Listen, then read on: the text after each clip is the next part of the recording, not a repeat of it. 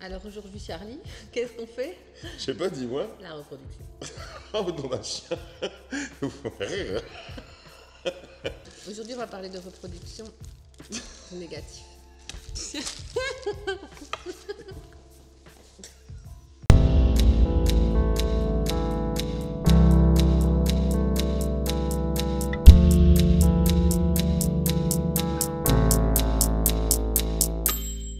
Bonjour à tous, bonjour Charlie. Salut Caro, bienvenue sur Air Hollywood Kitchen. Bienvenue à vous.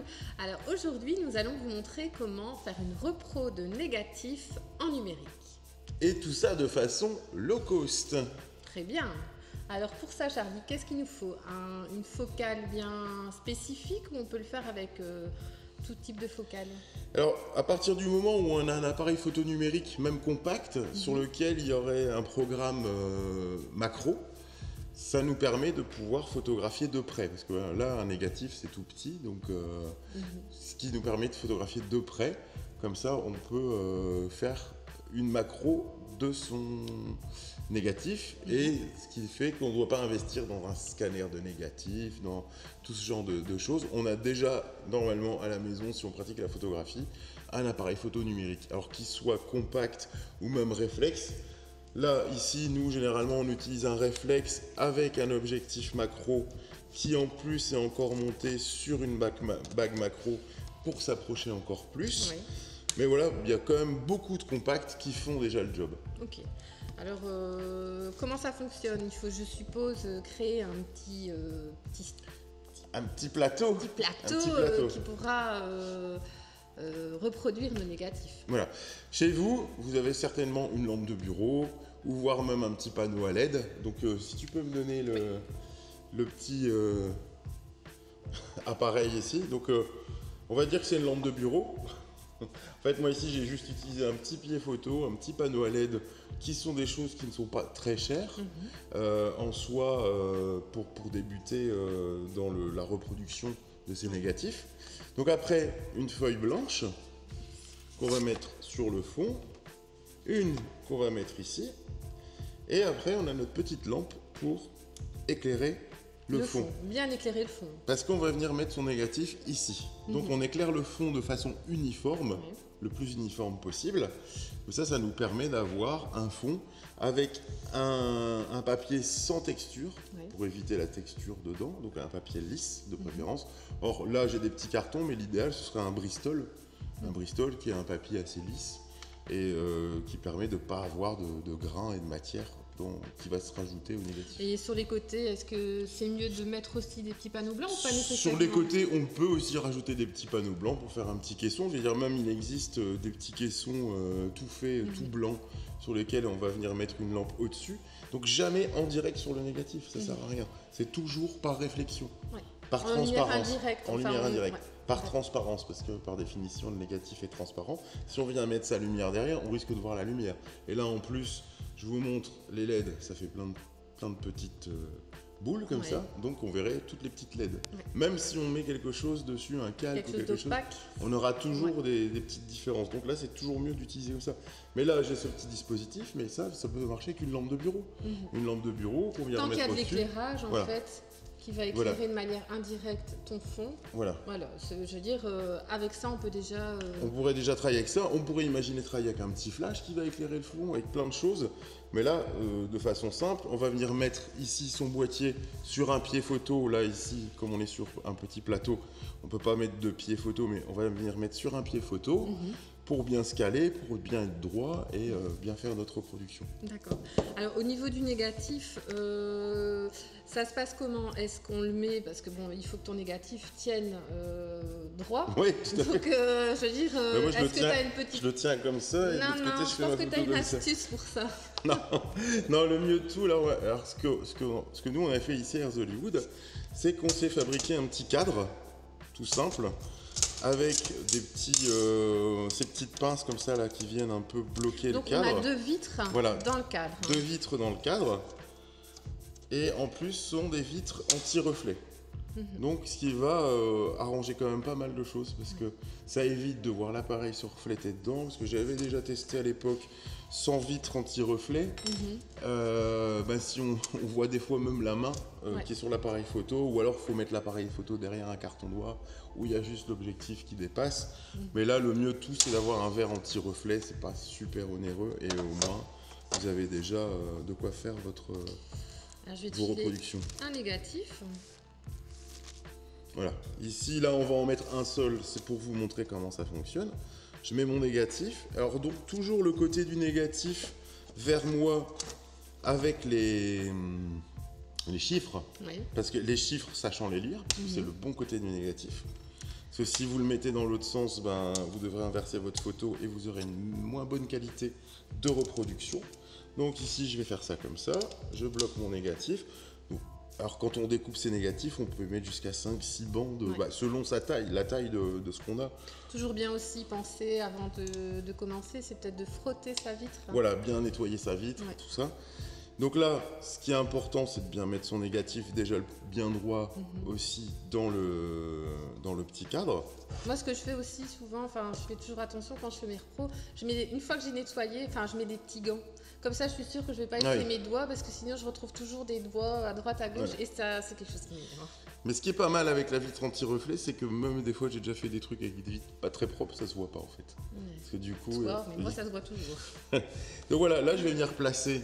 Bon, vous voyez bien, je place mon cadre loin de la lumière pour pas qu'elle vienne en direct dessus. Ma lumière éclaire mon fond.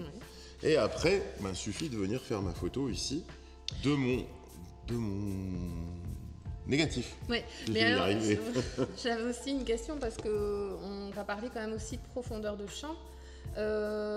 Pour la repro, on est plutôt sur une ouverture de 16 pour avoir quand même... Oui, voilà, entre 8 et 16. Parce que on va essayer de se mettre toujours bien le plus droit possible, le plus parallèle possible à sa vitre, en évitant d'être incliné comme ça ou incliné comme ça. Donc on va mettre un peu de profondeur de champ, comme ça si jamais on a un peu décalé, qu'on n'est pas tout juste, ça va permettre d'avoir un négatif net partout. Parce que la profondeur de champ, on n'en a pas encore parlé, mais plus le diaphragme est fermé, plus on aura de la profondeur et plus ce sera net en profondeur. Sachant qu'en macro photo, en plus, si on a des ouvertures très grandes, on est très vite flou. Donc là, privilégiez ça parce que après si on a un peu de travers, on peut toujours récupérer dans le logiciel Et alors justement au niveau des logiciels pour retravailler et la repasser en positif, il y a plusieurs logiciels je suppose sur lesquels on peut travailler. Il y a Lightroom, mais il y a Lightroom, moi je travaille sur Capture One. Après, donc vous allez le voir dans la démo, ce qui se passe c'est qu'on doit basculer les courbes dans l'autre sens pour passer du négatif au positif.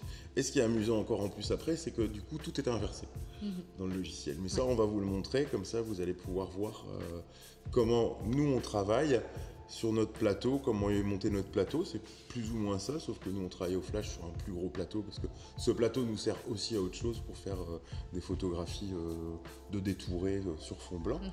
Donc nous on travaille là-dessus et on va vous montrer aussi sur l'ordi comment on travaille. Ok.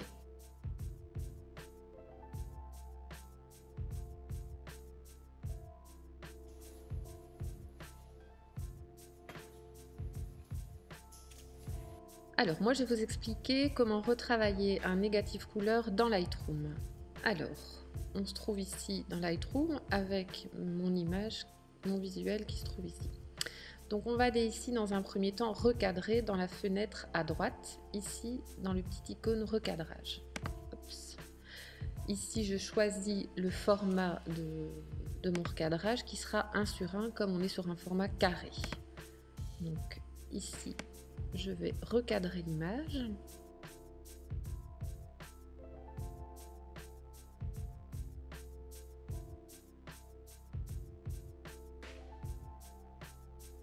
Donc l'image va être recadrée correctement. Ensuite, on va directement aller inverser les courbes pour qu'elles repassent en positif. Donc, juste inverser la courbe et mon image va repasser en positif.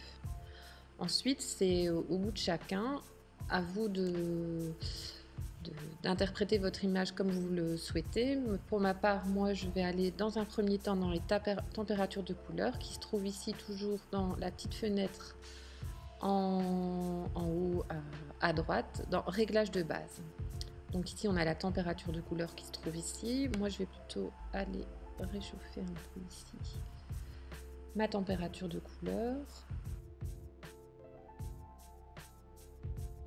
Ensuite, je vais aller dans Teinte qui se trouve là et je vais diminuer un tout petit peu aussi.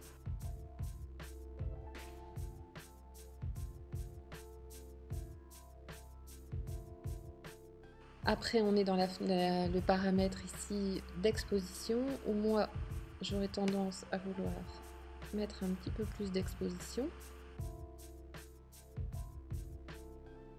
Après, je vais lui donner du contraste aussi en plus, donc toujours en dessous d'exposition, ici on a le paramètre contraste.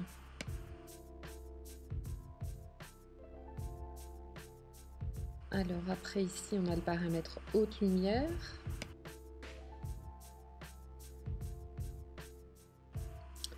Et après moi j'aurais tendance à diminuer un tout petit peu la vibrance.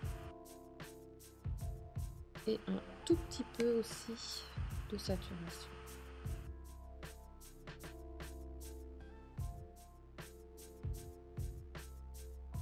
Donc on peut aussi, si vous le souhaitez, un peu redonner un peu de texture et de détail à l'image ici. Diminuer un petit peu la correction du voile. Alors il faut faire attention parce qu'au plus on diminue, au plus ça s'assombrit, donc ce qui n'est pas idéal. Voilà. Donc voilà, je vous ai montré comment retravailler votre négatif.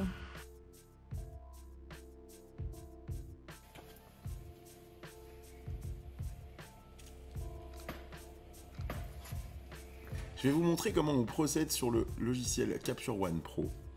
Donc ici j'ai mon image que j'ai reproduit comme vous avez pu le voir juste avant. Dans un premier temps, je vais aller dans l'onglet Exposition. Je vais ici inverser ma courbe. Hop. Donc la courbe RVB, pas la courbe Luma. Hop. Voilà. Après, je vais dans l'onglet Couleur pour choisir activer le noir et blanc. Je retourne dans le panneau avec les différentes expositions. Donc ici, je vais donner un peu de contraste. Alors vous allez voir une chose qui est assez amusante, c'est que toutes les commandes sont inversées par rapport au traitement des photos numériques classiques. Parce que comme on est en négatif, donc si on veut baisser son exposition, on aurait tendance à faire ça, et non, voilà, ça éclaire. Donc tout est à l'envers. À part le contraste qui ne change pas, mais le reste va changer. Au niveau de la luminosité, pareil. Si on descend, on va être plus lumineux, alors que d'habitude on est moins lumineux, donc voilà. Ici, donc je vais aussi rajouter un peu de clarté, ça va me donner un peu de contraste. Je vais rajouter un peu de luminosité, voici. Donc après, dans un premier temps, parce que quand on fait des repros comme ça, on n'est pas forcément avec tous nos bords bien droits et tout ça, je vais aller dans l'onglet correction des perspectives. Je choisis les 4 et je vais m'aligner. Alors moi, j'essaye toujours de m'aligner avec les petits crans de la pellicule. Parce que eux, au moins, on est sûr qu'ils sont droits. Alors bien en haut et en bas. Là, j'applique et mon image est droite. Ensuite, je vais aller dans l'onglet recadrer. Je choisis non imposé. Comme ça, je peux cadrer comme j'ai envie. Généralement, j'aime bien laisser un petit bord noir sur l'image. Ou même des fois, carrément laisser le nom de la pellicule et l'écran. Ça peut être sympa. Comme ça, on voit aussi avec quel genre de pellicule vous travaillez. Donc, ici, voilà. Et mon image est recadrée. Voilà, ça, c'est ma méthode pour le noir et blanc. Après... vous pouvez jouer avec tout, enfin à vous de découvrir aussi un petit peu comment attraper le style d'image que vous voulez, le contraste que vous voulez. Moi j'aime bien les images bien contrastées, avec des beaux noirs, des beaux blancs. Voilà, ici par exemple, haute lumière, pareil, si je baisse, ça s'éclaircit. Si je monte, ça s'assombrit.